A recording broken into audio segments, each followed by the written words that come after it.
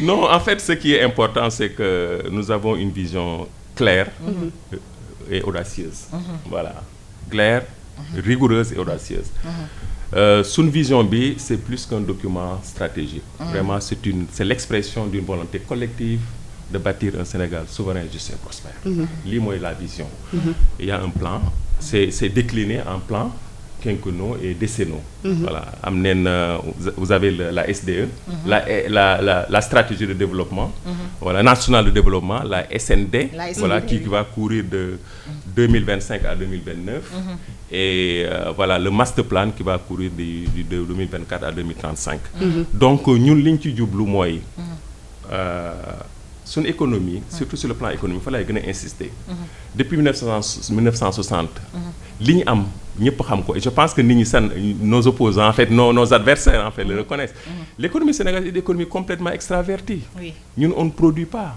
Voilà. On exporte. Non, voilà, nous, on ne produit rien. Voilà, on a une économie. Il n'y a pas de valeur ajoutée. Mais voilà, il n'y a pas de valeur ajoutée, il n'y a pas de chaîne de valeur. C'est une économie de service, et je pense que le président Ousmane Sonko, ce qui va être Bobo Minki opposition, dès le début, il a commencé à voir voilà, l'extraversion de notre économie. Il avait utilisé un terme, je pense que il avait parlé de tertiarisation précoce de notre économie.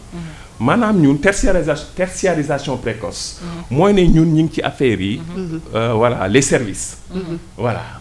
Et d'ailleurs, c'est ce qui fait que la macrocéphalie de Dakar, moi, Dakar Nim, qui représente, la région de Dakar, qui ne représente que 0,3 du territoire national, polarisé presque 46% voilà, du produit intérieur brut national.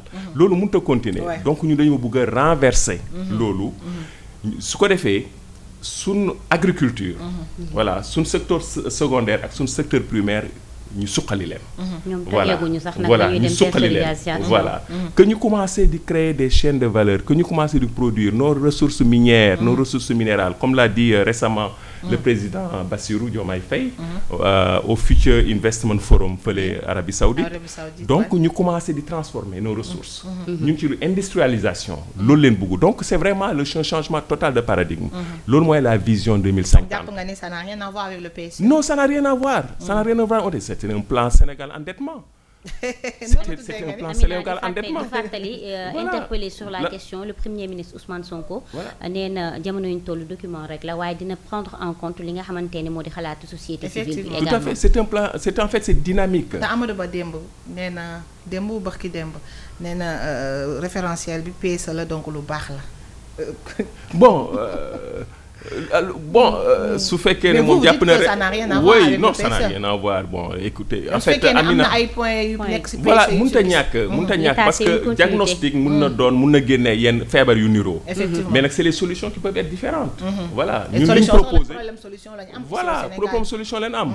ñu dañoo bëgg ci génn ci l'extraversion de notre économie, cette tertiarisation là en fait de notre économie, économie de service. Voilà, que vraiment, que nous, son économie, nous commençons à transformer nos produits de base, nos matières premières, qu'elles soient minières, minérales, etc. Que nous avons une industrie, on veut tout renverser. Voilà, d'où l'importance des agropoles. Je pense que sur des métiers vision bi, voilà, il y a 5 agropoles qui sont prévus. Et les produits c'est basé sur les potentialités spécifiques de chaque région. Donc c'est vraiment un plan dynamique, cohérent et une vision claire et audacieuse. Je pense et je pense que finalement le plan Sénégal endettement, c'est vrai que c'est au calendrier grec, carrément, c'est vraiment de changer la structure de notre économie. Voilà. Maintenir le taux de croissance annuel moyen de 6 à 7%. Est-ce que ce sera facile? Bon, en fait, cette année, on vise 6%. L'année prochaine, voilà, nous visons 10%. Voilà, 10%. Et voilà, c'est tout à fait tout. En tout cas, les réformes. Les réformes. Parce qu'en fait, il faut absolument éviter. Et ça, je pense, c'est la mauvaise information, c'est la désinformation. Sénégal, du taxaw ba 2050. Il y a des réformes qui vont se faire. Les réformes structurelles, comme je l'ai dit, agropole, pôle économique, etc. Voilà. les choses vont se faire régulièrement, de façon structurée. Par exemple, parlant du déficit budgétaire, notre objectif, c'est très clair. Mooy ramener ko fi mu nekk 10%, wàccee ko ba 3%. Voilà, wàccee ko déficit budgétaire bi. Voilà, donc la dette, disons le ratio dette PIB aussi bëggu neen ko wàccee fa mu nekk. Voilà, ba mu doon quelque chose de raisonnable. Voilà, parce que ñu ngi ci plus de 80%. waneen mënu ko wàccee ba mu gën a suufee loolu. Donc mais ça c'est un processus. Oui, et que c'est un processus qui va se poursuivre. Et que effectivement du yàgg.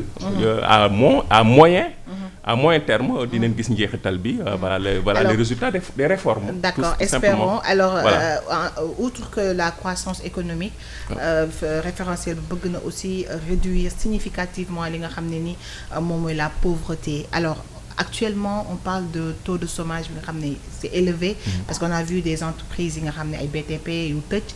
On a vu notamment la presse ñu si bëri bu ñu leen fayul seen salaire aussi entreprise dañuy doxee benn tànk.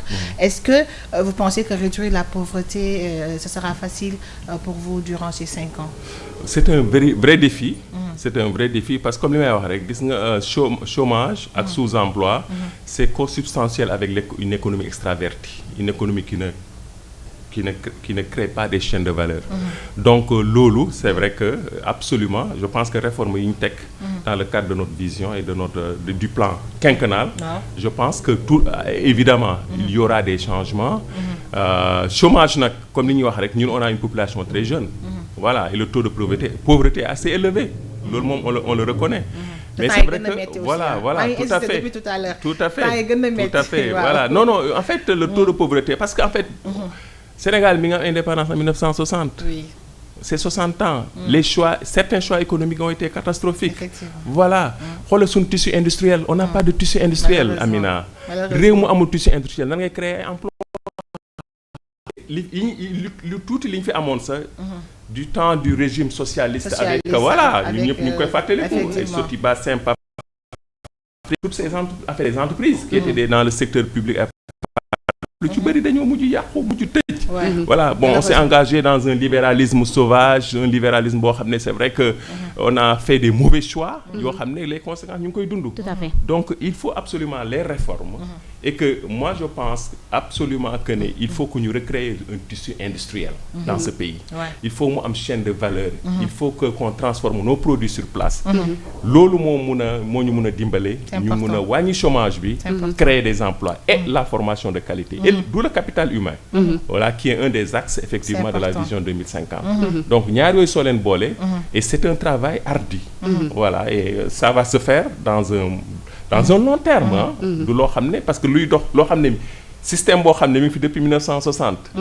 2024 nga jël nguur jël pouvoir bu ko ñu naan la en 7 mois gisaguñ résultat. Mais je pense qu'il faut vraiment être de très mauvaise foi pour ne lépp lu fi xew ak lu métti que ñun nous en sommes les responsables. Ça ne veut pas dire que qu'on ne doit pas nous engager vraiment dans des réformes courageuses pour effectivement comme li ma wax changer tous les paradigmes que ñu jógee sur ñu jógee ci économie extravertie vers une économie compétitive axe 1 voilà de la vision 2050 ñun ci loolu leen nekk.